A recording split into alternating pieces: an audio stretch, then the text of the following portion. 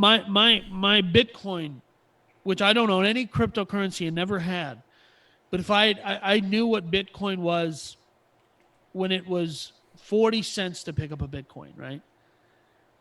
And I was like, this is going to be the future. And then I didn't. And Which brings us to our final story of the day. which brings us to our final story of the day.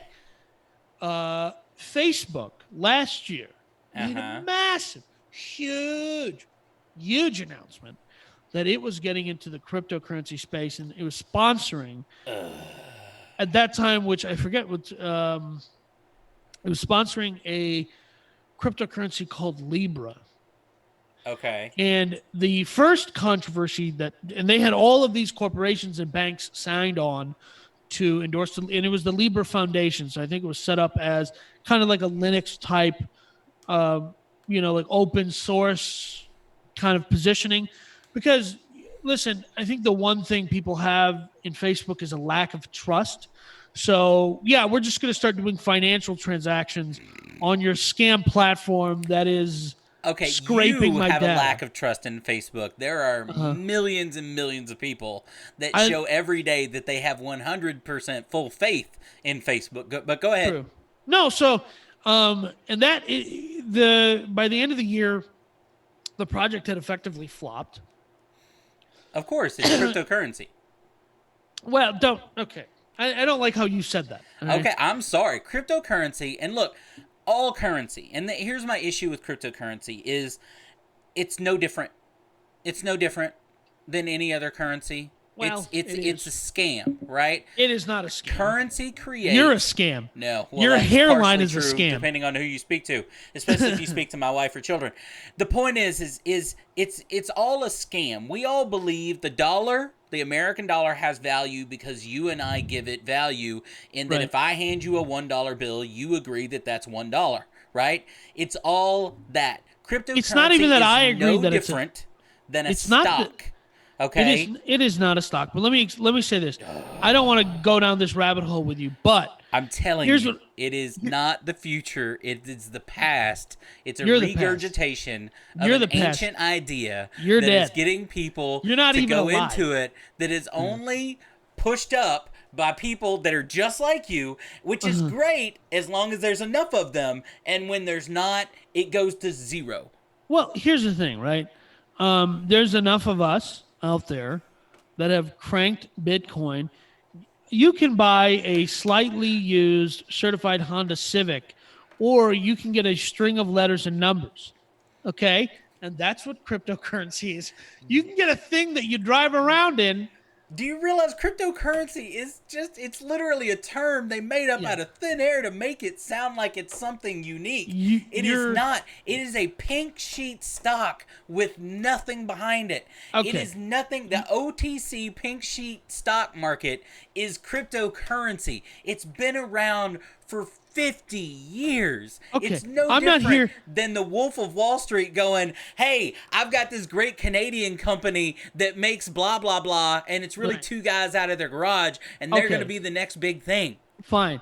Listen, Peter Schiff, who's an economist and a podcast guy who I really enjoy, he agrees with you, and he's wrong. But I'm not here to talk about that they're wrong, right? How you're wrong and how you're stupid. All right, I'm an idiot. Go ahead. Here's what I'm here to discuss. They are still trying. I give them credit. Facebook is now rebranding. The first hiccup that they had was that the logo for Libra was a knockoff of a company called Current. And you would think these people would stop going to Shutterstock and buying a logo. You're $1 billion corporation, man. You got a bunch of nerds sitting downstairs, okay? Go to one of these nerds. Go to the intern. The interns at Facebook can make better logos than the first one that they came out with. This goes back to exactly what we were talking about in the Nicola story. Right. Is because the person that decided on that logo wasn't a logo guy, wasn't a logo lady. It was a guy, right? Yeah. Probably an intern that already had worked 80 hours that week and didn't have anything else to do. And their boss looked at it and said, sure. Right? And went on about their business. And eventually they'll get around to changing it to something appropriate. But until it's a thing, it won't. Well, so they redid the logo, and now they've rebranded the name. So instead of being Libra, so there was a Libra and Libra wallet, I believe, and now it's the Novi or whatever, Novi Okay. something wallet, and the DM. It's called DM like per diem. Right. Uh, it, that's what the currency is called. I think it's fascinating, but here's what I think. I think the entire now. Let's just for a moment, big man. Let's just go into a universe where you think cryptocurrency is good or real. Can we do that for just a moment? I can imagine anything you would like, sir. Can you not be a dirty, gross, obscene pessimist for just 2 minutes so we can have a fun show? Okay. Sure, sure. I just don't think that the concept of what cryptocurrency is digital currency. And they were going to have these partnerships with huge banks and all this stuff. And ultimately, these are the dinosaurs, and cryptocurrency in many ways is a comet. It's a meteor. It's coming to kill them. So they were trying to be like on our first story we were talking about. They were trying to adapt to change and stuff like that. And they all realized that it was just a bigger uphill battle than what was worth, and they decided to drop out of the project. So after the controversy with the logo, people dropped out. The huge corporations dropped out of the project. And now Facebook is still, but here's what I give them credit for. They're still scrambling to make it work. Well, look, crypto as an entirety, and this is kind of what I was alluding to at the beginning of my rant, is anything, even as something as pretend as cryptocurrency, can be real if people invest in it, right? So your biggest one example being Bitcoin, and there for a while it was Litecoin, right? And these other ones. Look, those are two separate things, dude. Litecoin and Bitcoin. I know they're two separate things, but they're both cryptocurrencies. Is my point? Oh yeah, correct. Okay, yeah. And there was even one created by a Redditor called Garlic Coin that for a while had value because people thought it was dumb and stupid, and enough people spent real money on it. Yeah, so did CryptoKitties and Dogecoin, but exactly, and made it a thing. And if people look, you could argue that your what is it for Fortnite, V-Bucks, right, and Robux, right, Roblox money and stuff like that. These are forms of, in my opinion, kind of like in the same vein of cryptocurrency. Instead of getting you to use real money, they've gotten you and enough people to invest in something that's pretend. And as long as there's enough people out there that believe in it, whether it's through videos that you can YouTube where this is the future or whatever the grift is, you can get enough people. It is real right now. One Bitcoin is what? $14,000 right now. It's like I think they're trading at like 17, 18. Okay, so $17,000, right, is one Bitcoin right now. 18,000. And the argument is there's a finite number, right? That's always been the argument. There's a finite number of coins, which is why they have value. But guess what? Like I said earlier, it's just like a pink sheet stock. A pink sheet stock has a finite number of shares that can be sold on any given day, right? There's only so many, and as long as there's people to buy them, it has value. The problem with, in my opinion, cryptocurrency, regardless of whether it's Bitcoin, Libra, Diem, any of them, Litecoin, Garlic Coin, the problem is, just like that pink sheet, when no one sees value anymore, enough people get out and no longer see value, it drops to zero. It goes to nothing. I don't disagree with what you're saying. Unlike the dollar, right? The American dollar, the money we actually use in our bank every day, it's still a dollar. It's protected by the government. It will never go to zero unless the government doesn't exist anymore, which has happened in other European countries and stuff like that before, right? Yeah. That's my point. Here's what I will say. I just think that here's what it proves. I'm not going to argue with you because you're an idiot when it comes to this. Very true. Dum-dum. Big dum-dum. What I think is interesting is it proves to me that the argument for what the crypto market, the crypto pirates, right, the people like myself who believe in the cryptocurrency industry, or that it is the future of revolutionizing. At the end of the day, it's a transfer of value. Okay, I have done business with people in Amazon gift certificates. That's money, friend. That's money. If 100%. if I can take that code, it's a random string of code, and I can turn it into a thing, that's all that is. So, and that's where I'm with you. Whether it's cryptocurrency or anything else, if someone will give you right now $18,000 for Bitcoin and you're wanting to sell it, and you bought that Bitcoin for $1,000 way back when or whatever, good for you. I am not denying anyone. So here's what I'm saying, right? Real or not. Here's what I'm saying. What it does for the crypto pirates is it proves to me that the crypto market is rejecting big business because they see this as, we're not doing the bankster situation that exists right now. We're not buying into it. But what I do think is interesting is it takes a company like Facebook to engage in, or to create because if you know anything about cryptocurrency, especially at its genesis, which is where I still think we're in its genesis, is it's not easy to move around with. It's not easy to get. It's not easy to use.